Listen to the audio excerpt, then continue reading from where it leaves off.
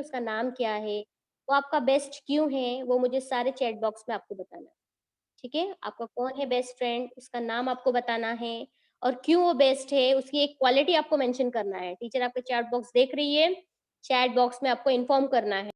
Question फिर से repeat कर रही हूँ बेटा, स्क्रीन पे आपको एक चित्र दिखाई दे रहा है जहाँ पे एक लड़का है, वो अपने बेस्ट फ्रेंड के साथ है। उसका बेस्ट फ्रेंड किस हिसाब से उसकी मदद कर रहा है, वो आपको ध्यान से देखना है और चैट बॉक्स में रिस्पॉन्स करना है।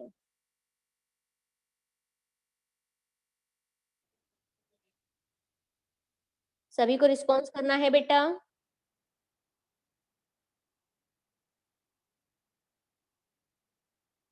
49 स्टूडेंट्स है क्लास में, सभी को रिस्पॉन्स करना है। ओके। सृष्टि ने कहा कि लड़की के साथ जो उसका दोस्त खड़ा है वो ट्री है और लड़के को भूख लगी है, इसलिए ट्री अपने फल उसे देकर उसकी मदद कर रहा है। Very good, very good students, very good. ये स्टूडेंट्स, तो आज का जो हमारा टॉपिक है बेटा, जिस विषय में हम लोग आज पढ़ने वाले हैं, वो है पेड़ हमारा मित्र। ठीक है, सभी को स्क्रीन दिख रहा है बेटा? पेड़ हमारा मित्र। ठीक है, ये लेसन स्टार्ट करने से पहले बेटा हम लोग थोड़ा सा स्टोरी जान लेते हैं। ठीक है, थोड़ी सी स्टोरी हम लोग शॉर्ट में देख लेते हैं। ठीक है, पेड़ हमारा मित्र यहाँ पर जो बच्चा है, जो लेखक है, ठीक है, जिसने ये स्टोरी लिखी है, वह अपने मित्र के बारे में बताता है। ठीक है, क्या बताता है कि जब वो छोटा था, ठीक है, वो अपने दादा दादी के पास पला बढ़ा। उसके दादाजी ने आंगन में आम का पेड़ लगाया था। ठीक है, जैसे जैसे लड़का बड़ा होते गया, आम का पेड़ भी वैसे बढ़ता गया। अब समय आ गया है उसमें फल लगने का। ठीक है, फल लग गए। फल लगने के बाद उसमें ढेर सारे नए नए पत्तियां, नए नए फल वगैरह आने के बाद उसकी दादी क्या करती, सड़क पर आते जाते जो भी मिलता, जो भी मुसाफिर रहता, उसे बुलाती, बिठाती, पानी वगैरह देती, साथ में आम के फल भी देती खाने के लिए। आने जाने वाले मुसाफिर बहुत खुश हो जाते थे। जिसको भी उस नगरी से गुजरना होता था, जहाँ पे लेखक की दादी रहती थी, जहाँ पे आम का पेड़ था, वहां पर लोगों को जाना बहुत पसंद होता था और लोग वहां पे जाते थे और वो आनंद उठाते थे आम खाने का। मीठे मीठे आम लगे होते थे, क्योंकि दादाजी ने बड़े परिश्रम से आम का पेड़ आंगन में लगाया था, उसका पालन पोषण एक बच्चे की माफिक किया था। लेखक भी बहुत खुश होता था। लेखक कौन? वो लड़का है ना, इस चित्र में दिख रहे हैं ना, ये लड़का बहुत खुश था। उसे आम के पेड़ से खेलना, कूदना, उनकी उस पेड़ के नजदीक समय बिताना बहुत पसंद था। धीरे धीरे समय बीतता है, लड़का बड़ा हो जाता है, 10वीं परीक्षा पास कर लेता है। गाँव में उसने 10वीं तक पढ़ाई किया, पढ़ाई करने के बाद वह शहर आ गया, अपने मम्मी-पापा के पास आ गया, ठीक है? दादा-दादी का साथ छूटते ही लड़का अपने माँ मम्मी-पापा के पास आ जाता है आगे की पढ़ाई करने के लिए। फिर क्या होता था? दादाजी गुज़र जाते हैं, उसके बाद कुछ 1-2 साल में वो उसकी दादी भी गुज़र जाती है। आम का पेड़ अकेले ही आँगन में रहता है और वो सूखता चला जाता है। क्यों? क्योंकि अब उसके साथ खेलने, बोलने वाला कोई भी परिवार बचता नहीं है ना? फिर उसके बाद क्या होता है? आम के पेड़ को भी बहुत ज़्यादा तकलीफ़ होती है और ये तकलीफ़ बर्दाश्त नहीं कर पाता है, जिसकी वजह से क्या होता है? आम सूखने लगता है, पत्ते झड़ने लगते हैं, ठीक है? ये बात लेखक को पता होती है, लेकिन क्या करें? समय कभी किसी के लिए रुकता है क्या? नहीं। तो लेखक आगे पढ़ाई करता है, पढ़ाई करने के बाद वो विदेश चला जाता है, कमाने-धमाने के लिए। उसके बाद उसी दरमियान उसके पिताजी का पत्र आता है और पत्र में लिखा रहता है, "बेटा, तुम्हारे पढ़ाई के कारण हम घर के काम का मरम्मत कराना, मतलब काम, मतलब जो घर है, जो गिर रहा है कहीं पे, मतलब रिपेयरिंग का काम, उसे हम टालते गए। घर की हालत बहुत खराब हो गई है, जिसकी वजह से हमें घर गिरा के उसे वापस से नया रूप देने की आवश्यकता है।" ठीक है? तो फिर लड़के को जैसे मानो जो लेखक होता है, उसे थोड़ा-सा झटका लग जाता है। क्यों? क्योंकि उसने अपना बचपन उसी घर में बिताया था और साथ ही साथ वो उस आँगन में जो पेड़ था, उससे उसका एक अलग-सा रिश्ता था। ठीक है? तो वो थोड़ा-सा दुखी हो जाता है और जैसे समय मिलता है, वह अपने गाँव, अपने दादा-दादी के गाँव रिटर्न आता है और देखता है कि उसका जो बचपन का साथी होता है, आम का पेड़, अब वो उस जगह पर नहीं होता। क्यों नहीं होता? रीज़न ये था, घर की मरम्मत कराने के लिए घर गिराया जाता है और आम का पेड़ कटवा दिया जाता है। उस आम के पेड़ की लकड़ी का प्रयोग घर के दरवाजे, खिड़की आदि बनाने के लिए प्रयोग कर लिया जाता है। ये बात सुनकर उसे बहुत दुःख होता है और वो दुःख के कारण वो कहता है कि नहीं, मेरे दादा-दादी के साथ अन्याय हुआ है। उन्हें सही अर्थ में श्रद्धांजलि नहीं मिली है। उनकी आत्मा भटकती रही क्योंकि बड़े प्यार से एक बच्चे की माफ़िक उसने अप उस पेड़ को पाला-पोसा था, तब जाके उसमें मीठे फल आते थे और वो मीठे फल का आनंद पूरा गाँव उठाता था। ये मेरे पिताजी ने बहुत गलत किया और इस गलती का पश्चाताप मुझे ही करना होगा। तो वह अपने पिताजी से खाली ज़मीन माँगता है और उस ज़मीन पर वो ढेर सारे पेड़ लगाता है और समय बीतता जाता है। समय-समय पर खाद-पानी देने के बाद ढेर सारे पेड़-पौधे उग जाते हैं और वो लड़का बहुत खुश हो जाता है और कहता है, सही अर्थ में मैंने अपने दादा-दादी की जो श्रद्धांजलि है, वो इस पेड़ के माध्यम से किया। यहाँ पर स्टोरी मेरे घर के आंगन में बड़ा-सा आम का पेड़ था। यहाँ पे लेखक बता रहा है, ठीक है? सभी कहते थे कि उसे मेरे दादाजी ने लगाया था। यहाँ पर जब लेखक छोटा था, ठीक है? वो कहता था कि वहाँ के आस-पास के लोग क्या कहते थे कि वो जो पेड़ है, वो किसने लगाया है? तुम्हारे दादाजी ने लगाया है। मेरा बचपन उसी पेड़ की घनी छाया में खेलते-कूदते बीता। जब हम आँख मिचोली खेलते तो मैं उसकी शाखाओं के पत्तों में छिप जाता। यानी यहाँ पर लेखक कहता है कि ध्यान देना है बेटा सभी को कि मेरे घर के आंगन में आम का पेड़ था, ठीक है? और सभी आस-पड़ोस के लोग कहते थे कि ये पेड़ आपके दादाजी ने लगाया है। किसने लगाया है? दादाजी ने लगाया है।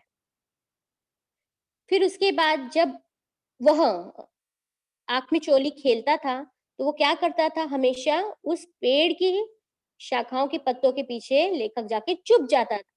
बरसात के दिनों में उस पर झूला बंध जाता, बरसात के दिनों में लोग आम के पेड़ पर झूला बाँध देते थे, बन जाता, मैं खूब झूमता।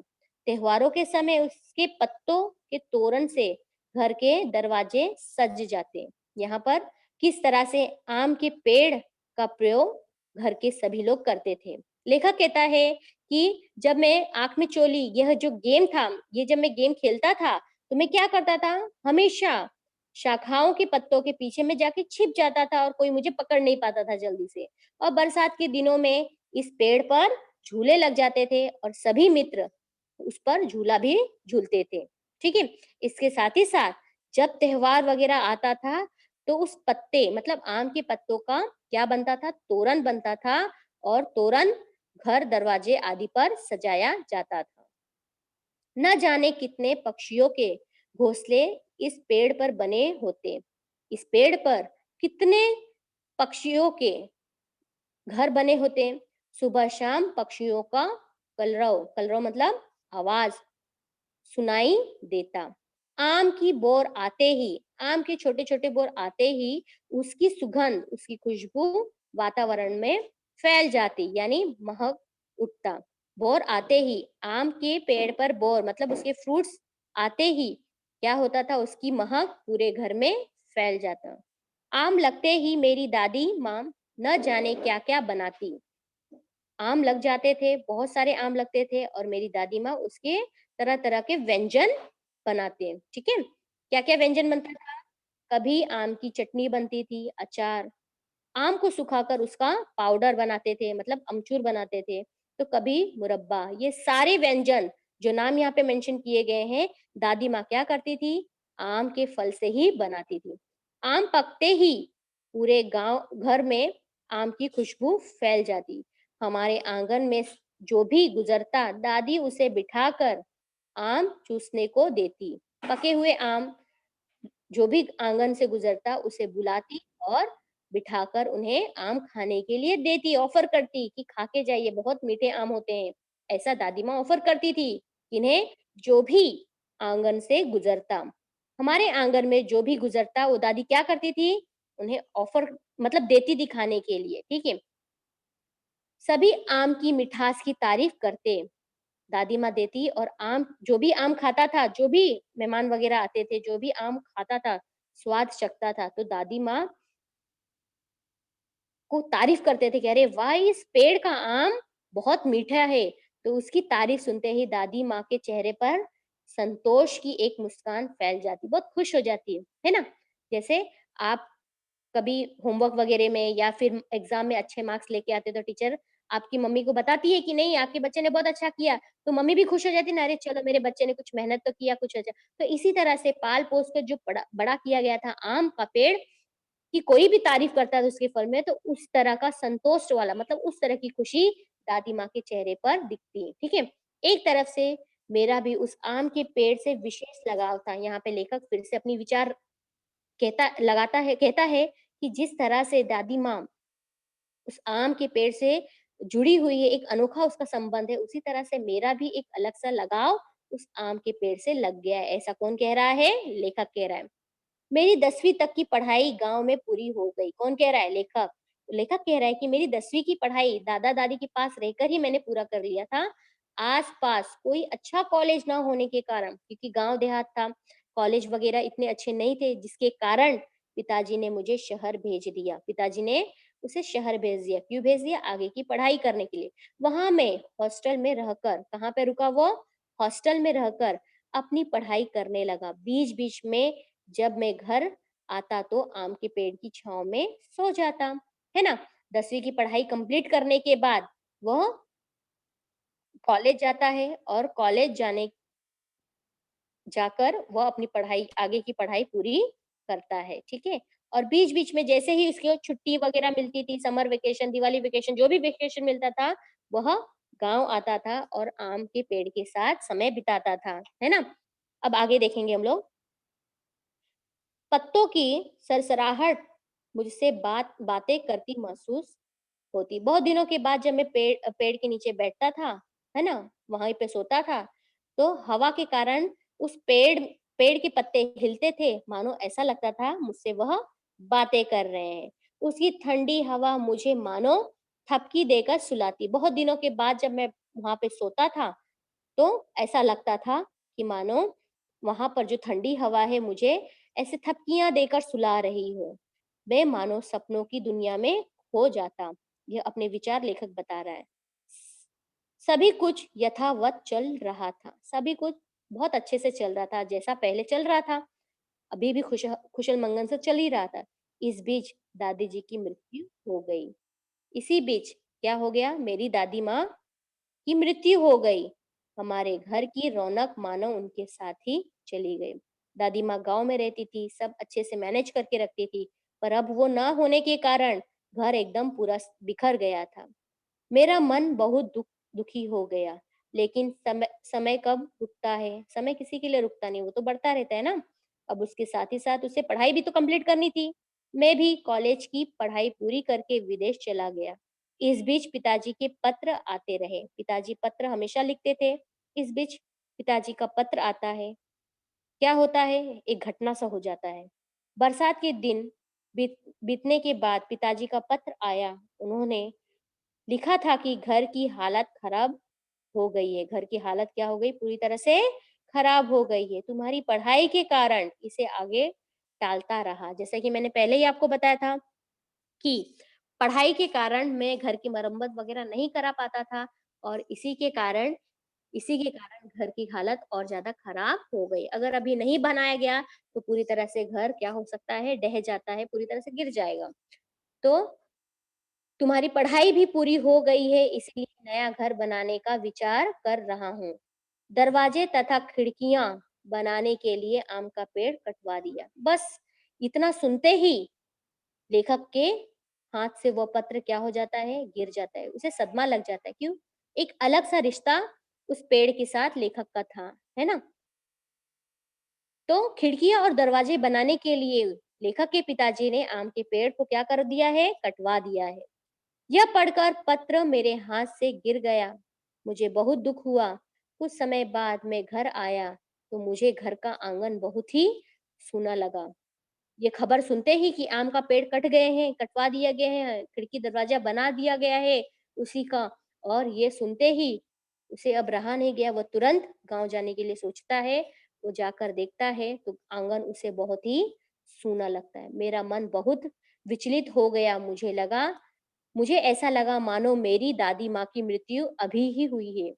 जब मेरी दादी माँ की मृत्यु हुई थी तब मुझे इतना दुःख नहीं हुआ था, पर जैसे ही आम का पेड़ कट जाने के बाद वो आँगन में ऐसा लग रहा था कि अभी-अभी लगता है मेरी दादी इस दुनिया को छोड़कर चली गई है।